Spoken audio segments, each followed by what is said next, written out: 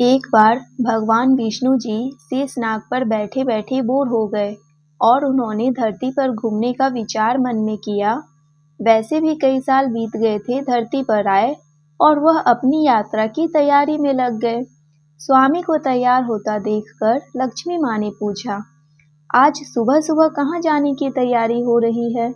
विष्णु जी ने कहा, हे लक्ष्मी, मैं धरती लोक पर घूमने जा रहा हूँ। तो कुछ सोचकर माँ लक्ष्मी ने कहा, हे देव, क्या मैं भी आपके साथ चल सकती हूँ? भगवान विष्णु ने 2 पल सोचा, फिर कहा, एक शर्त पर तुम मेरे साथ चल सकती हो। तुम धरती पर पहुंचकर उत्तर दिशा की ओर बिल्कुल मत देखना।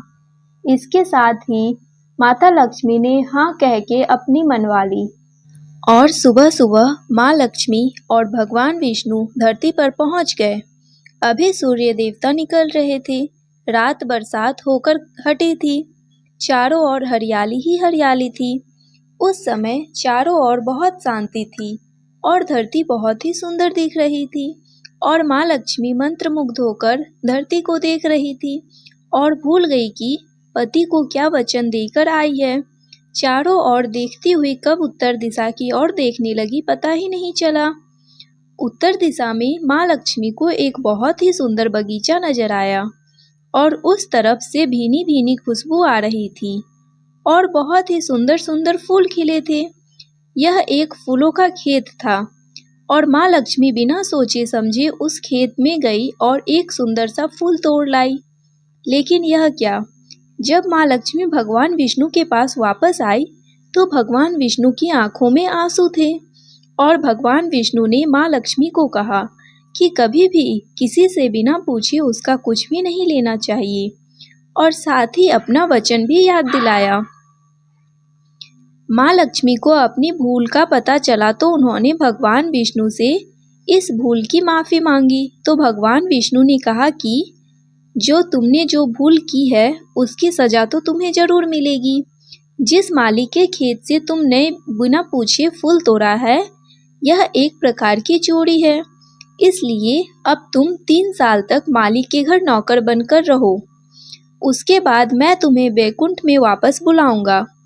माँ लक्ष्मी ने चुपचाप सर झुकाकर हाँ कर दी और माँ लक्ष्मी एक गरीब औरत का रूप धारण करके उस खेत के मालिक के घर गई।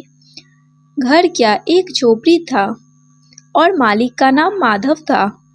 माधव की बीवी, 2 बेटे और 3 बेटियां थीं। सभी उस छोटे से खेत में काम करके किसी तरह से गुजारा करते थे।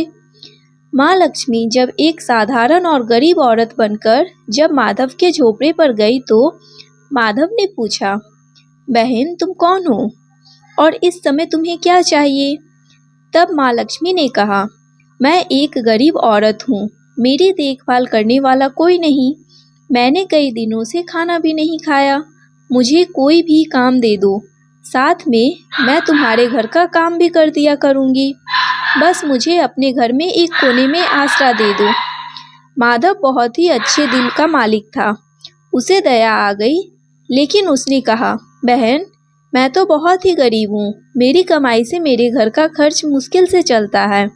लेकिन अगर मेरी 3 की जगह 4 बेटियां होती तो भी मैंने गुजारा करना था। अगर तुम मेरी बेटी बनकर जैसा रूखा सूखा हम खाते हैं उसमें खुश रह सकती हो तो बेटी अंदर आ जाओ। माधव ने माँ लक्ष्मी को अपने झोपड़े में शरण दे दी और माँ लक्ष्मी 3 साल उस माधव के घर पर नौकरानी बनकर रही। जिस दिन माँ लक्ष्मी माधव के घर आई थी उससे दूसरे दिन ही माधव को इतनी आमदनी हुई फूलों से कि शाम को एक गाय खरीद ली। फिर धीरे धीरे माधव ने काफ़ी ज़मीन खरीद ली और सबने अच्छे अच्छे कपड़े भी बनवा लिए और फिर एक बड़ा पक्का का घर भी बनवा लिया। बेटियों और बीवी ने गहने भी बनवा लिए और अब मकान भी बहुत बड़ा बनाया गया। माधव हमेशा सोचता था कि मुझे यह सब इस महिला के आने के बाद मिला है। इस बेटी के रूप में मेरी किस्मत आ गई है मेरी। और अब 2-3 साल बीत गए थे, लेकिन माँ लक्ष्मी अब भी घर में और खेत में काम करती थी। एक दिन माधव जब अपने खेतों से काम खत्म करके घर आया तो उसने अपने घर के सामने द्वार पर एक देवी स्वरूप गहनों से लदी एक औरत को देखा। ध्यान से देखकर पहचान गया, अरे यह तो मेरी मुंह बोली चौथी बेटी यानी वही औरत है, और पहचान गया कि यह तो माँ लक्ष्मी है। अब तक माधव का पूरा परिवार बाहर आ गया था और सब हैरान होकर माँ लक्ष्मी को देख रहे थे। माधव बोला, हे माँ, हमें माफ कर, हमने तेरे से अनजाने में ही घर और खेत में काम करवाया। हे माँ, यह कैसा अपराध हो गया। हे माँ, हम सबको माफ कर दे।